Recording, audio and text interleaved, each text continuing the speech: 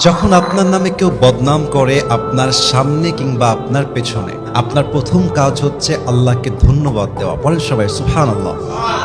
কি সুন্দর কথা আল্লাহ তাআলা বলছেন, খুব খেয়াল করবেন। আল্লাহ বলছেন, সবর ধারণ করো তাদের কথার ব্যাপারে যারা তোমার ব্যাপারে বদনাম করে। এর কারণ আমি আল্লাহ জানি তারা যা বলছে সত্য নয়, বরং তুমি হচ্ছ আসল সত্যবাদী। তুমি সেই অন্যায়টা করো নাই। এবং মাথায় রাখবা, যখন তোমার নামে কেউ বদনাম করে তোমার লাভ হচ্ছে দুইটা। এক, তোমার সমস্ত গুনাহ তাদের আমলনামায় চলে যাবে এবং তাদের সমস্ত সওয়াব তোমার আমলনামায় চলে আসবে। সুবহানাল্লাহ।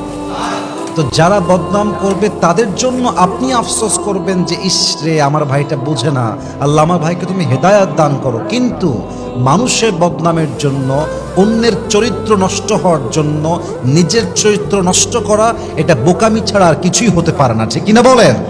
অতএব আজ থেকে বদনাম করলে নারাজ হবেন না, মন ছোট করবেন না, ভরসা রাখবেন এক সত্তার উপরে, তিনি কে?